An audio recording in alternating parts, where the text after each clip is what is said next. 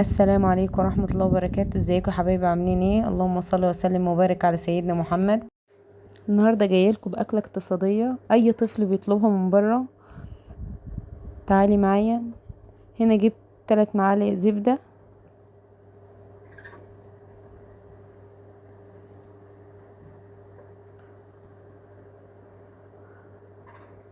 هنزل عليهم بشويه زيت،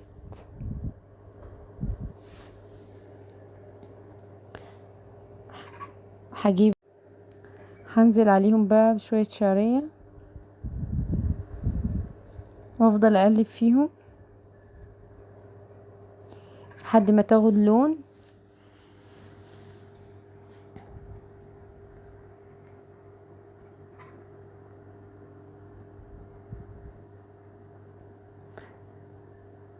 وافضل اقلب.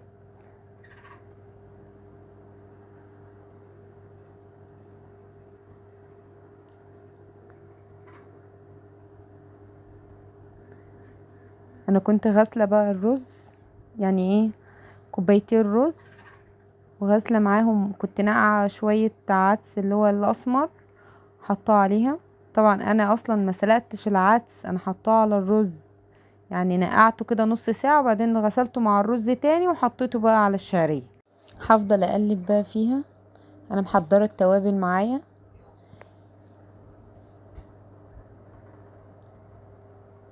وهي عبارة عن فلفل اسمر، كمون، كزبرة وملح. هنزل بيها على الرز وافضل اقلب. معلومة يعني كل ما تقلبي في الرز بالذات بيبقى يعني الحباية بحبايتها ما يعجنش منك. وتزوديه مية سخنة، مش مية باردة او مية من الحنفية، لا، مية سخنة تكون غليتيها قبلها. انا كده غالية المية ومزوداه.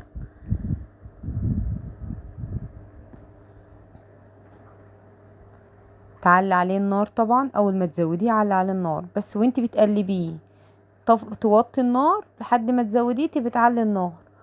قلبيه كمان تقليبه وخلاص. انا كده كنت بدوق الملح بتاعه كده اتشرب طبعا، شرب المية. اوطي بقى عليه، هنقله ورا. جبت حلة تانية على فيها شوية زيت، وهنا معلقتين توم، يعني 4 فصوص توم بتكوني دقاهم. التوم بس يصفر حاجة بسيطة.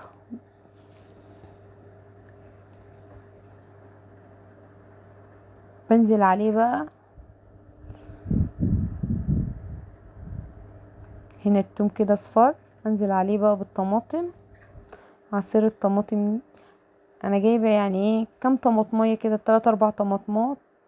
والتوابل، بابريكا وشطه وفلفل اسمر، كمون وملح، كزبره.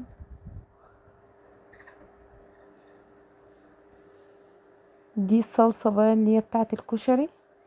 تنزلي عليها كمان بمعلقتين خل عشان الحموضه. كده نزلت بمعلقه خل، وهنا ايه معلقه صغيره سكر.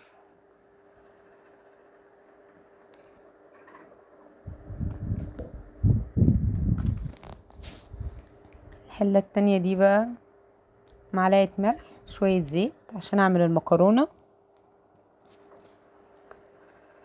هنا جبت البصل، اقطعه بقى شرايح رهيفه خالص.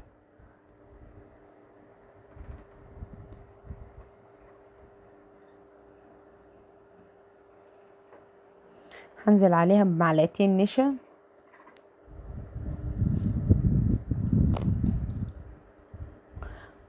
و3 معالق دقيق، شوية ملح. هنا بقى ايه بتقلبيهم وتسيبيهم. هنا بقى لما بتسيبيها نص ساعة بتطلع البصلة معاكي مقرمشة خالص.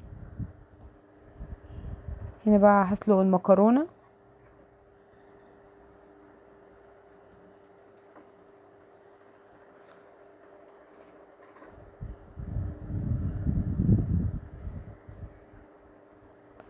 هنا كانت المكرونة خلاص استوت وصفيتها كمان وغسلتها. هجيب معلقتين زبدة، هنزل بقى بالمكرونة. انا بعمل الحاجة دي اختياري ان انت حباه، في ناس ما بتعملهاش كده بس انا بحب ان انا اعملها في الزبدة. ليه؟ عشان تفضل مفلفلة. بحط عليها بقى كمون، فلفل اسمر، وشوية ملح صغيرين، شوية كزبرة، اقلب فيهم واسيبها بقى على نار هادية. هنا بقى اجيب الطاسة. هنا انا عندي عيالي بيحبوا ان انا احمر لهم العيش، هو لازم اكيد طالما في كشري يبقى لازم يكون في اللي هو العيش المتحمص بالكمون.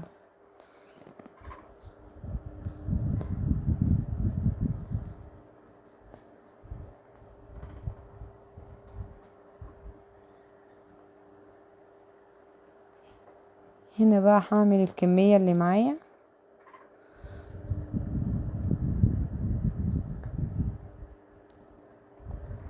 خلاص كده هو اتحمص، ما تشيطيش يعني، يكون ايه لونه حلو كده. هنا بقى هجيب البصل، كنت خلاص يعني عملته في المصفى من النشا والدقيق، واحطه بقى في الزيت، يعني خلاص هزيته من الحاجة اللي فيه من النشا والدقيق. احطه بقى في الزيت. هتشوفي بقى ايه فرق طبعا. الدقيق مع النشا بيخلي البصلة اصلا حتى لو باتت لتاني يوم هي بتفضل مقرمشة، ما بتبقاش يعني طرية وكده. انا بالطبيعي اصلا بحط عليه حمص الشام بس هو مش موجود حاليا، والعيال يعني ان هم طالبينه خلاص. اي طفل بيحب حاجه اسمها كشري، حتى لو انت بره ما بيطلبوش حاجه غير ان هم عايزين كشري. فالحاجه دي اصلا اقتصاديه وانضف من بره بكتير. حاجات كلها في البيت على فكره، مش مكلفه عليكي خالص. مثلا رز والشعرية عندك في البيت، بصل عندك، طماطم، الحاجة دي مش هتشتري حاجة من بره، مش هتكلفك اي حاجة. هنا البصل خلاص خد لون وتقرمش، في قرمشة على فكرة، مش طري خالص. هصفيه بقى واطلعه على مناديل، حتى عشان لو في يعني زيت او كده او شارب زيت بسيط، المنديل يعني خلاص كده هيشرب الزيت اللي فيه.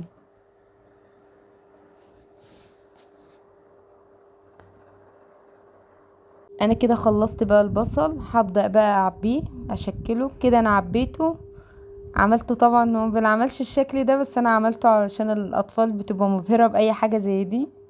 هنا قلبته، طبعا حاطه رز تحت، مكرونه في النص، الرز فوق. انا بقى مرضتش احط صلصه. اكله اقتصاديه ومش مكلفه. ايه رايكم بقى في الاكله دي؟ ولو عجبكم الفيديو ما تنسوش لايك والاشتراك في القناه. بألف هنا على صحتكم.